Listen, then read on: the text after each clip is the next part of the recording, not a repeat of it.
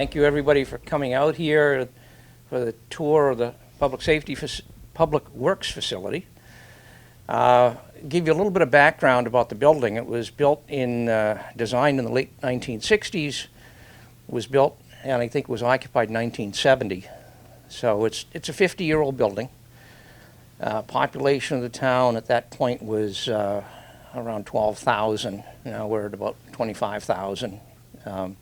Road miles have increased dramatically in the last 50 years.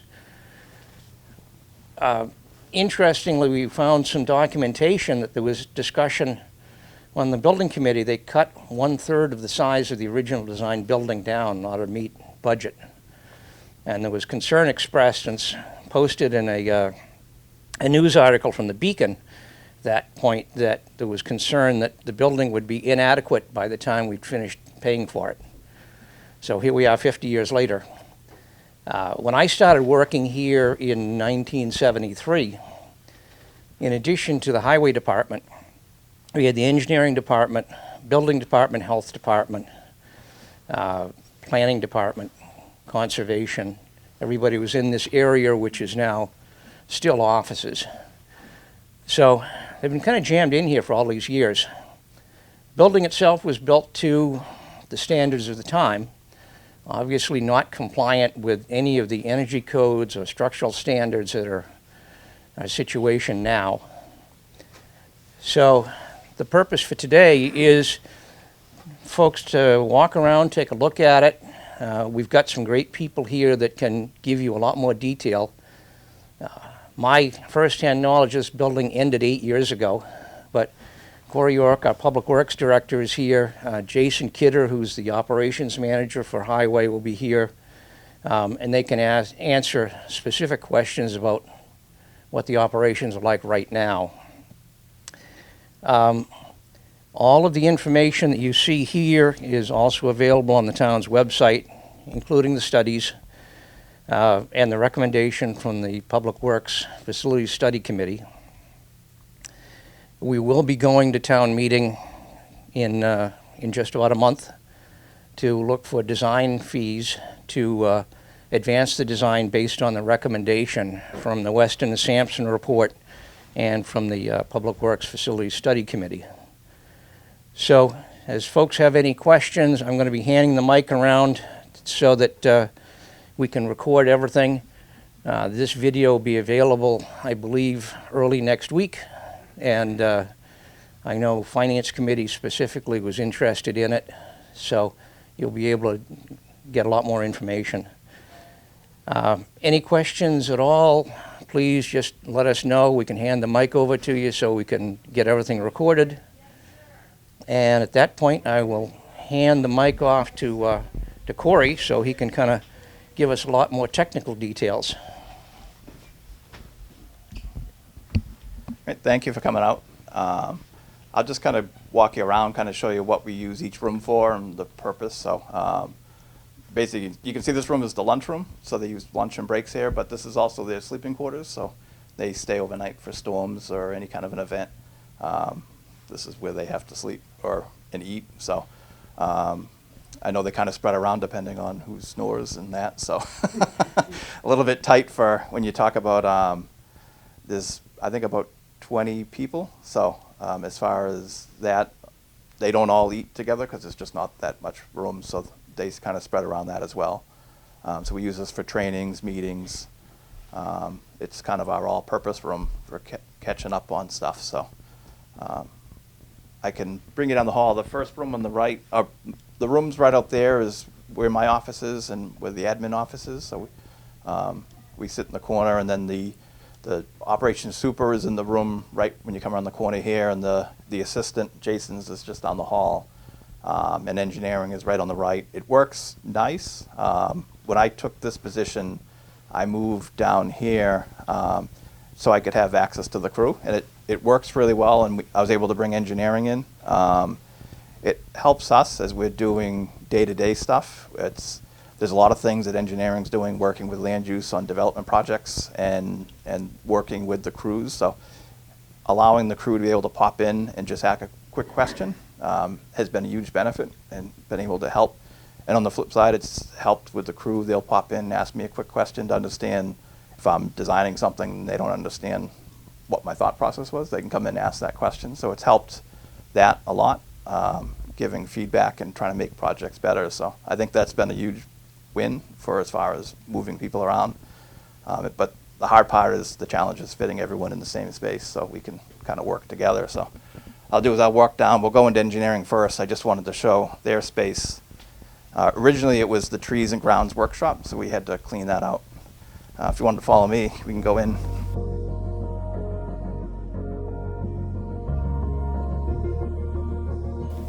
So we were able to clean this out and make it into an office space, which was good. But the downside we have is there really isn't a separation from us in the garage.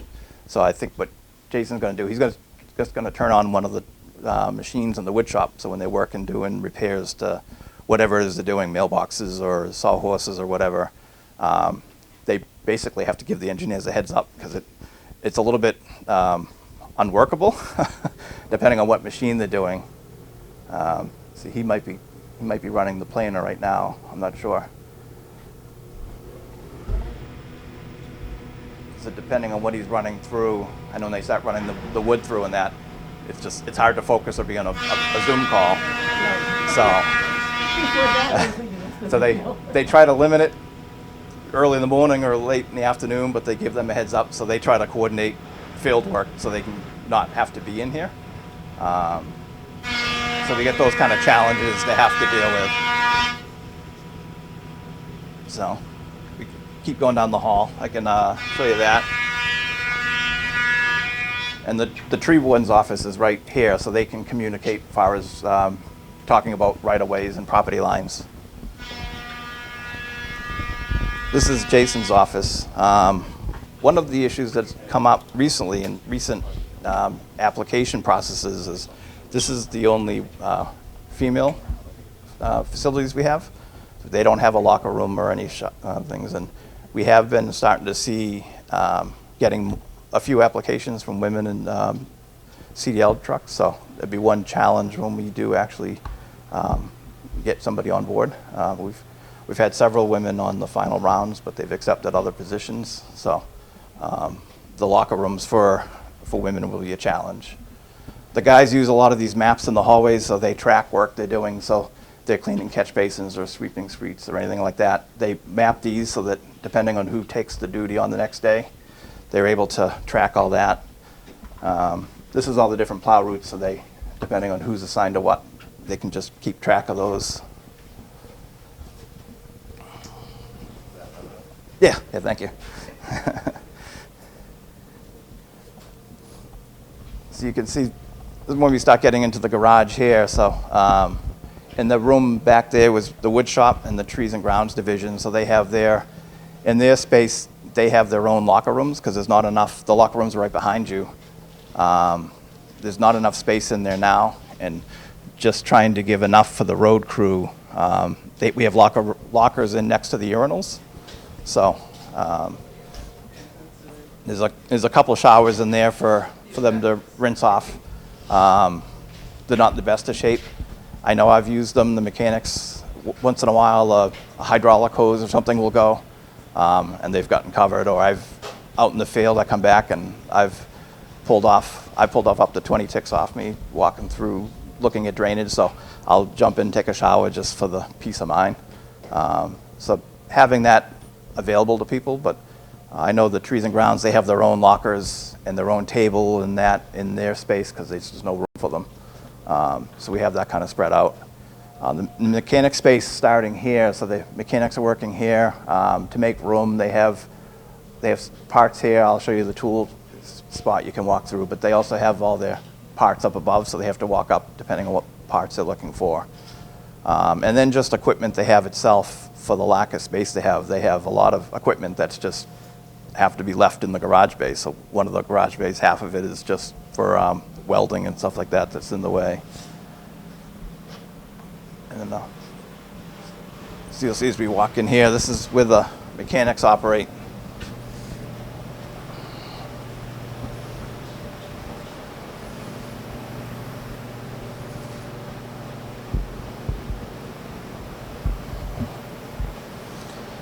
So you'll see this is we have the in-the-ground lift. This is for the heavy equipment, the dump trucks, so they're able to lift that up.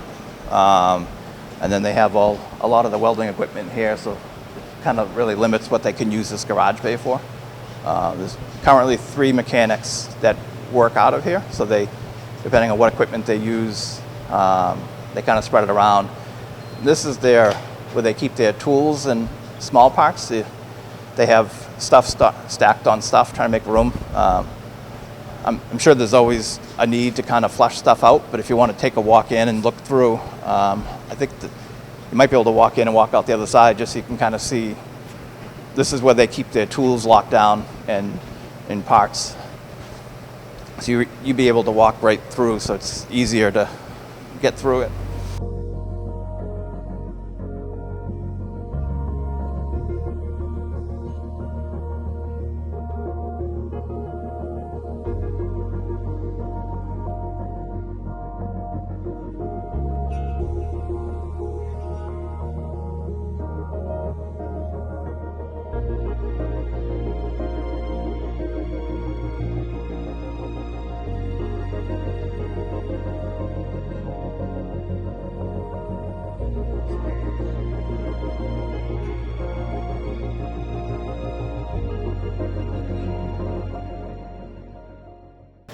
So this is where the mechanics work. I don't know if it's raining or not, but you'll see the canvas building out back. As we've been trying to find room for storage, we keep bringing in more of the storage containers. So this was something that was done probably a little over a decade ago.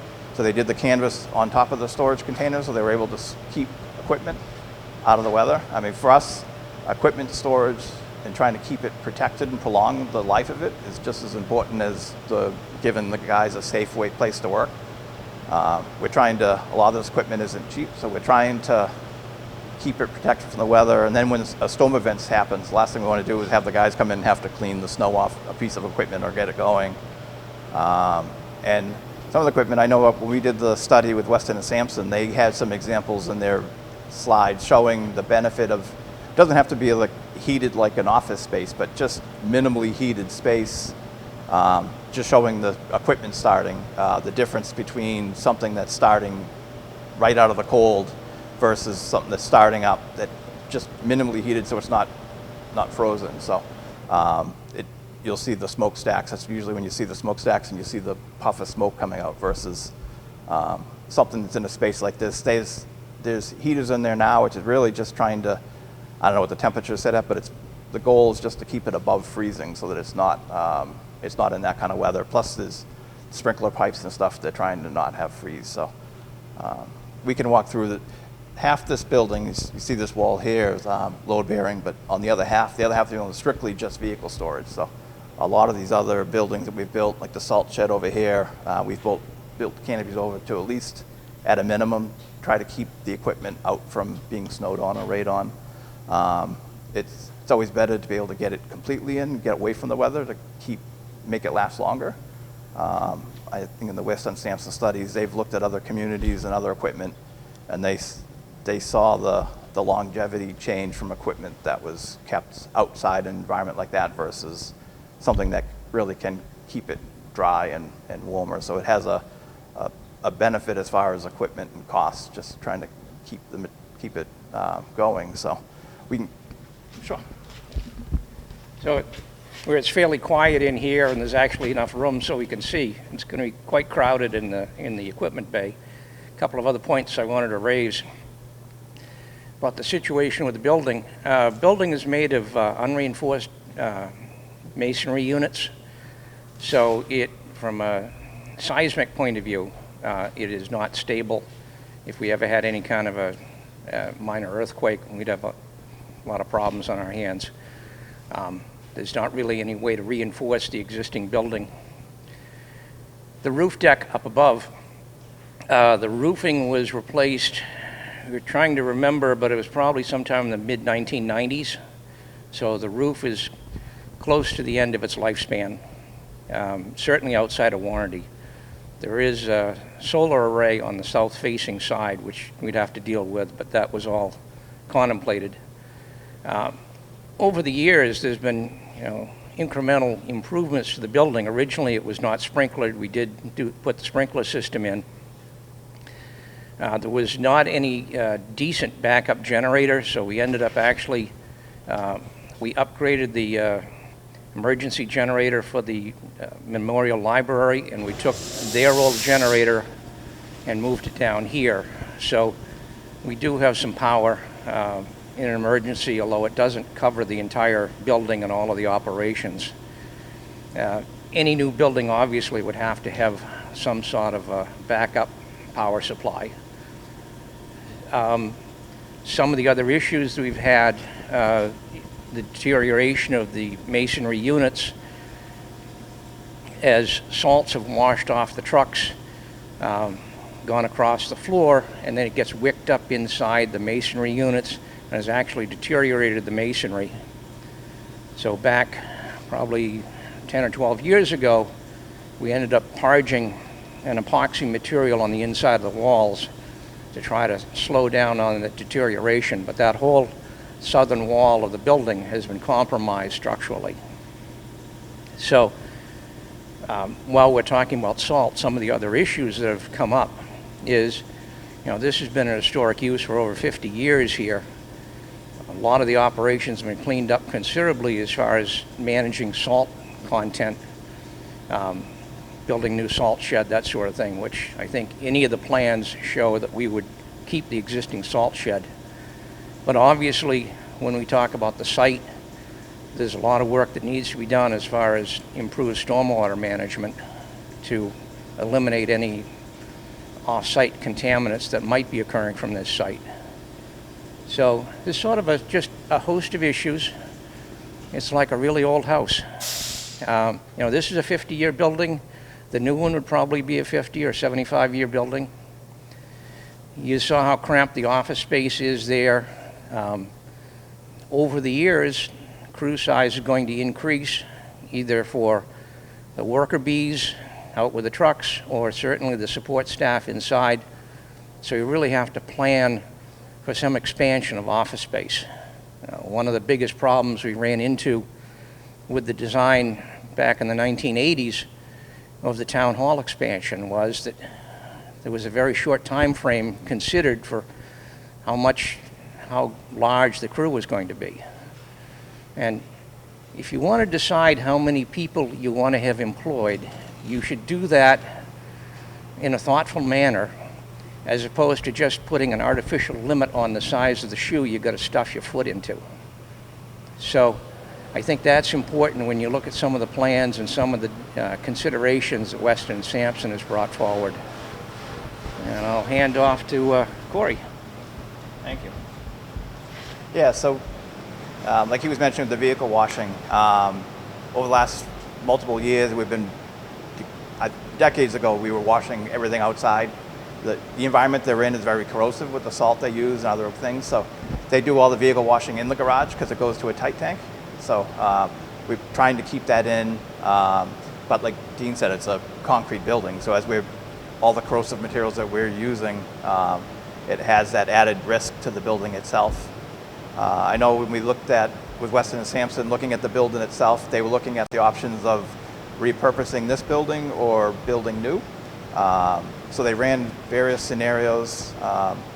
One of the concerns was the cost it would be to retrofit this building and try to bring it up to code was quite extensive to the point that it almost wasn't worth it. But it also, the way trying to lay out the new operations for what it would be, it kind of created an issue on this side that we were cognizant of, is we didn't want to create more work towards the residents, that we were creating a noise issue for them. And the way this building's positioned, it really limited how we could do a lot. So it started trying to work around this one and fit something in conceptually. It started having some of the operations in this side. With the option of a new building, it allowed us to position that in a way that we could use this actually as almost a noise barrier and a visual barrier, so that it was really just access around and all the operations would be on this side. So noise levels at least would be directed away from the people on Forest Road. So there's a lot of things to be considered. I know we have a couple concepts in the Weston & Sampson that came out as preferred, but they're they're really at that conceptual level. So this design phase would give us a chance to get into really the nitty gritty of looking at it. There'd be a lot of just not structural and design and that, but also looking at value engineering, because there's a lot of things that we did in the first few passes, just downsizing some of the thoughts. And I'm sure there's a lot more things that we can do to modify the design and make something that would be workable and functional and energy efficient. So there's still a lot more steps to go, but what Weston Sampson produced was a reasonably good concept of what we envision would be a good idea for here. Now it's just a matter of getting the funds to really put it on paper and start going through it all and picking and choosing all the different issues and talking through it and finding something that would work. So I can bring you through to the next phase. We'll go into the garage storage now, and you can kind of see what we have in there.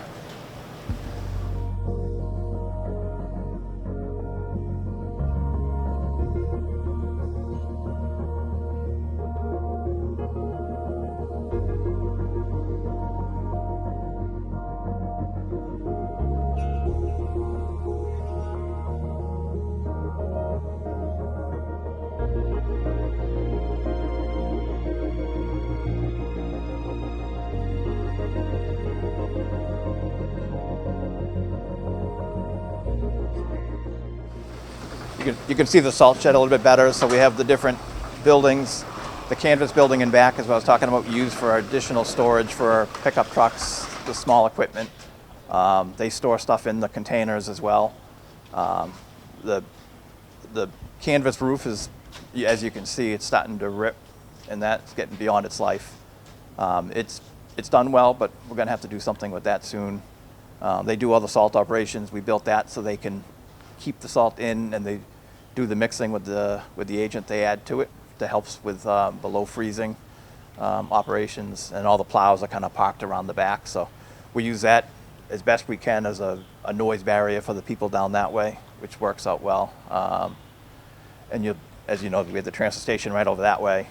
Everything from here up is vehicle storage. So the guys are really good at Tetris, is the best way to explain it.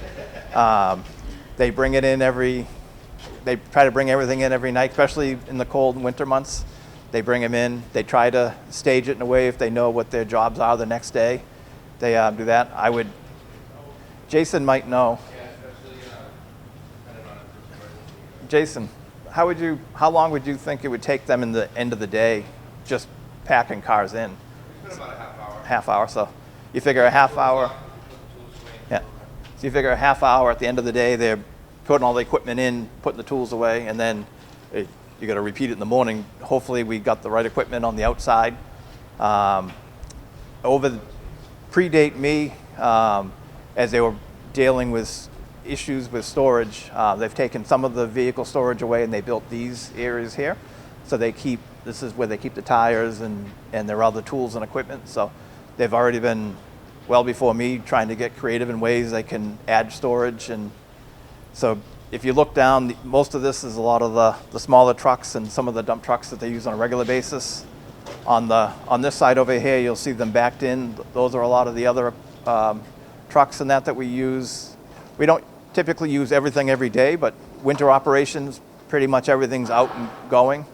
I think we still have at least 3 trucks from 1987, so they're predominantly used just in the winter operations. So they got mechanics fix them. We have a program now where we are trying to rotate trucks out. So about every other year we buy a dump truck, but that's still, we're keeping trucks on average about 25 years is the plan moving forward. By the time we get rid of these trucks, they're well over 35 years. But so the mechanics have been really good about being able to maintain them and keep them up. And any of these operations with the asphalt, with the salt, it's a hard environment for the equipment. So they do the best they can to try to keep it clean and keep it functional for as long as we can. So even the trash, the front end loader we use for the trash, for moving it around, it's just whatever's coming in the trash, it does take its toll on the equipment. So it's a challenge, and it's not that they can't do it, it's just it takes a lot of time for the guys to sort of do what they do now, where they could be doing other things. So our hope is that we could build something that's a little more functional for the crew and just make it more efficient for they can do more. I mean, for the office space, it's definitely, in my opinion, it's a win-win being here and being able to work hands-on with the crew and answer questions quick. I mean, really, it's 4 walls and a computer. It's not like we're looking for a lot. I think the biggest issue on the office space is there's really no separation. So we have air filters that run 24/7 in my office, and I just have examples of what those filters look like when I'm removing, a lot of times before even the light's telling you whatever the time frame is, because there's so much dust that it draws in. I know when I first started, I had a black filing cabinet where it was before next to it, and you could see the dust being drawn into it. It was just, it's easy for the air quality that's coming from the garage and that migrating into the office space. And being a garage, you inevitably have rodent issues, and it's been extremely bad this year. Every year in the first of the spring, the first in the fall, they migrate into the warm spaces, and they migrate up to the office space. So, I mean, unfortunately, it's inevitable, but it's been particularly bad this year for some strange reason. There could be a lot of efficiencies and improvements in addition to just giving the guys a better, safer space to work in. So, I think it would be good. They've made some energy retrofits as far as the lighting and stuff. We've made those improvements. There's been other changes and upgrades over the years that facilities has done just by virtue of things needing to be replaced. But I think there's a lot of things we could have that would be a lot better for the environment. Even the drainage. I mean, the drainage system on site is something from the 60s. So there's been a lot of things that weren't considered back then that are considered now. So I think there's things like that could make a big benefit to how we operate here. And then if you notice on this side of the building, we have the fuel pumps that's used by the schools and the town. They'll be 30 years next year. So the warranty for ensuring that they're safe is coming up. So we're in the process of a design right now to move those out of the way. But inevitably, regardless of the building being done or not, that's something that has to happen. We had a waste oil tank that was buried over here that we recently removed. That's no longer necessary. We've changed the technology that we had from the 60s was an old waste oil tank that would burn and heat the facility. So we've abandoned that and got rid of all that, which was good. So there's a lot of things that have to happen no matter what happens to the building or not.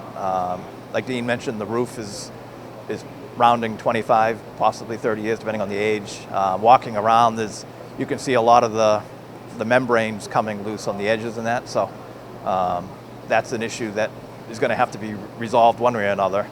I think Dean said the solar panels that are up there, they're probably close to 20 years, so they're probably at the tail end of that lease agreement. So we're probably in a good position with that as well. But the solar panels would definitely have to be something to be factored in. Whatever we do, whether a new building, repair this one. So there's a lot of issues that are coming irregardless of how we move forward.